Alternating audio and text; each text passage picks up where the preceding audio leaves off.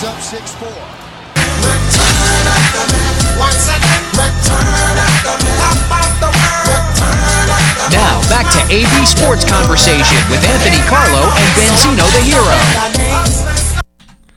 Back here on AB Conversation, Rob Jiggity joining Benzino and Anthony Carlo the Hero. Wait, I got that mixed up. Okay. Anthony Carlo the Hero. We like to kid. We like to kid here on AB Conversation. It's all in good fun. We out here. We have fun. Isn't that the main thing in life? No, Yes. I don't know if I should say that because people take that the wrong way. My goal in life is to have fun. I mean, that could mean pretty much breaking every law in the book. Simple fun. Have That- fun. Go ahead, Rob. Have How do you fun have such fun? that your fun doesn't bother people. Have fun that doesn't hurt other people. Such that, your Such fun that- does not impede other people's fun. Well, in case you missed it, Nice word. my birthday happened yesterday. Happy birthday No. to you. Happy birthday. No, I was hoping. you. Okay. Happy birthday To to Anthony. Carlo. Happy Young birthday Young to me. Rob Happy Jiggity was birthday. 21. 21. 2-1. 21. I'm very proud to be 21. But anyway, I had to give myself a birthday shout out. That was kind of sad. Shout out to Anthony That was a Carlo. little sad. Shout out to Anthony. That was a little depressing. Each birthday Each is... Oh, what? No. The camera. that was a little depressing. That was a little sad. Each birthday is a little win. What? Each birthday is a little win. A little win? Yeah. A you little get- victory? I wouldn't call it that. I would You call it a don't- little loss. That's- I'm losing years of my life. Another win. It's another year you survived. That's a win. Do you call That's it a win. Okay, it's So an would you call it optimistic a way to look victory at it. dance or a birthday Oh dance? no, I would call it just a woo. Wipe the brow. Oh. Thank Yeah, God I but- survived another year. Yeah, another win. Another I wouldn't year. dance because I lived another year. Oh. I mean, You put I don't know. That's put another age in your column? unless I'm like living. 21. Unless I'm living like a daredevil life, then maybe I would dance if I survived to another year. No. Woo! I didn't die. Are the Jets doing any wooing? Look, the Jets. Yeah, the Jets doing any wooing, Anthony? The Jets are, if anything, they're crying at this point. I mean, what's fascinating is we've discussed throughout these weeks, throughout this season, the debacle of New York sports, and a big part of it has been the NFL season so far with the Giants and the Jets, but it's all come down to the fact that this past weekend, against the Miami Dolphins, hosting them at MetLife Stadium, the stadium was empty. Number one, tickets were going for 25. under $25. Yikes. Number two, and number three, they still lost. I mean, and it's amazing where, it's amazing what this team has become from week 2 maybe I think it was week 2 when they almost beat the Packers. They had them through the first half. I believe they came out of the first half either tied or just kept it a game the whole time, and Geno Smith looked amazing in the first half. Almost beat a team like the Packers, who may be in the Super Bowl this year, to now. It's amazing. Yep. 2-10, a debacle. I mean, again, Geno Smith. They only had Geno Smith throw 13 times. That's not good. You're the quarterback. Your job is to throw the ball, and when you're only limited to 13 attempts, that's your offensive coordinator putting the leash on. Well, Crazy. No trust whatsoever. No trust. No, there's no trust. And here's the thing: is that Geno was at some points when this team was actually in the right frame of mind. They were actually trying to win games. They had Geno was throwing too much earlier on. He was throwing, over 25 times a game. I think 28 times, and they got him, the ideal spot you'd want Geno Smith is around 20 to 22 throws a game, because he does a lot of he produces a lot with his legs, and Geno is not the best throwing quarterback by any stretch in the AFC. So to have him throwing 20 times a game would be sufficient. What happened yesterday is, I've heard from a few different people I've spoken to about this, is that I think they were trying to stick it to John Idzik by having him throw only 13 times. In other words, here you go. Here's your quarterback. Here's your quarterback. Here's your franchise guy. And the rushing game was there. I mean, Chris Johnson had a big day rushing over 100 yards. Chop But City. there's no real. I mean, honestly, to break this game down is pointless. There's nothing to break down here. The Dolphins kept their playoff hopes alive, and the Jets lost another game. I mean, there's no difference here. Same old. The only thing to talk about is this game in relation to what the Giants have been doing and the futures of both franchises. So why don't we move over to the Giants and discuss a little something more of a little substance, and that was a 21-point lead they had going into halftime, erased by the 2-win Jaguars. Oh yeah, they did lose to the Jaguars. 2-win last place Jaguars defeated the New York Giants. Now, Jaguars 25-24, right? I believe it's 25-24. The final score of that game. But it's the Jaguars. Let's take a look. Final score. Nick's a Jaguars fan. Shout out to Nick. Final score of Nick that game. Shout out to Nick Sapia. Wow. But it's still a dismal performance when a 1-win team comes into. The game was in Jacksonville? Well, yeah, I mean, I'm asking too many questions. No. Yeah, it was in Jacksonville. But here's the thing. You know, Tom Coughlin has been, I would say, a good coach at his time here with the Giants. 2 Super Bowls, a couple of playoff appearances. He has been, I think, nonetheless, a solid coach for the New York Giants. Solid. The problem with losing to the Jaguars is no matter how bad this season has been for the Giants, they can't lose that game. They can't lose a game to a 1-10 team. And they can't, because these are the types of losses that get guys fired. Yep. And I don't think Tom Coughlin is going to get fired. But what I think is going to happen is based off of a loss like Sunday, that nudge out the door is going to become a push. Get out. Here's your chance to tell the fans you're hanging it up and that you've spent a great deal of time with the Giants. You've been happy for an illustrious career. Goodbye. With the Jaguars winning, it's like the Jaguars are considered garbage in the NFL. I mean, it's telling, as a garbage team as the Jaguars, telling the Giants you're trash. As a garbage team, telling the Giants you're trash. Garbage is telling that you're trash. Garbage. The pot calling the kettle black. Yeah. Exactly. This wasn't a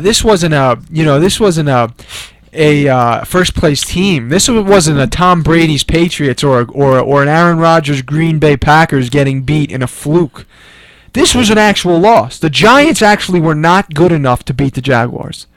It's hard to believe, but this team, and I don't care. Obviously, it's a true fact that, disagree with me if I'm wrong, but isn't it true that it doesn't always take having the biggest stars in the league on your team to win a championship or even being a good team? It doesn't always take that. On rare occasions. Occasions. There are times, as being an avid Yankees fan as I am, I can always quote the 1998 Yankees. Definitely didn't have the best talent in the league. Bernie Williams was their cleanup hitter. He was hitting 25, 30 home runs. That's not anywhere near what guys were hitting at that time. But they had a certain team chemistry. They had a certain way to play together as a team that worked. So I'm not saying that the Giants I'm not saying that they needed a star this year to win or an array of stars. What I'm saying is this team, I don't think they have a lot of talent, number one. I don't think they have a lot of talent. Preston Parker, Ruben Randall, Larry Donnell, their receiving core can't catch the ball. Larry Donnell, his last good game was back in week 3 or 4. I forgot what it was in the beginning of the season. Against the Redskins. His only good game. Yeah, exactly. Yeah. His only good game. Eli Manning has not had a great year. He's had an okay year, but his bad games have been emphasized because of the way this team has constantly been playing badly. And they have no rushing attack. Rashad Jennings, Andre Williams. Rashad has been out, hurt, but Andre Williams has not consistently put together a rushing attack. And now that Jennings has come back, they still don't have. They don't have a LaShawn McCoy. They don't have a Marshawn Lynch. This team, I think, is in trouble for the future.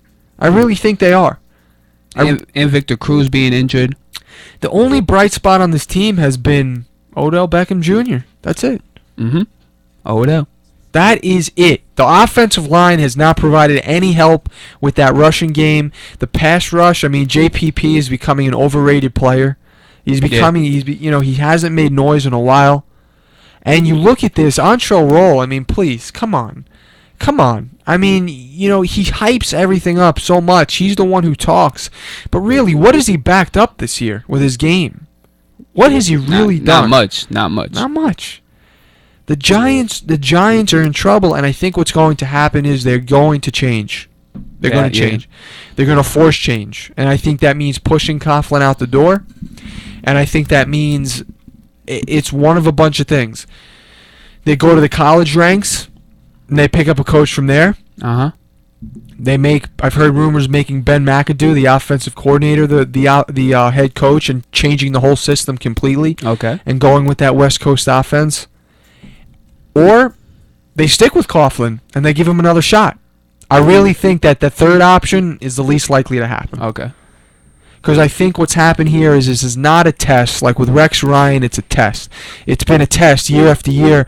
Can you do it? You know, since the year they made the playoffs and they won 10 games, can you do it again? Can you do it again? Can you do it again? Coughlin's done it. He's done it. I think what's happening here is the time is over. I think it's just ending. I think that's what's happening. There's no more sand left in the glass. I think it's just dwindling down. Yeah. And it's a shame because Coughlin may have another Super Bowl ring left in him in a couple of years, but I don't think the Giants are going to wait around. And if you look, it's sad because if you look at their track record in the past few years, 07 they won the Super Bowl, 08 they lost in the playoffs, 09 they didn't make the playoffs, 10 they didn't make the playoffs, 11 they won the Super Bowl, 12 no playoffs, 13 no playoffs. That's 1, 2, 3, 4. That's 4 years out of 1, 2, 3, 4, 5, 6, 7, 8.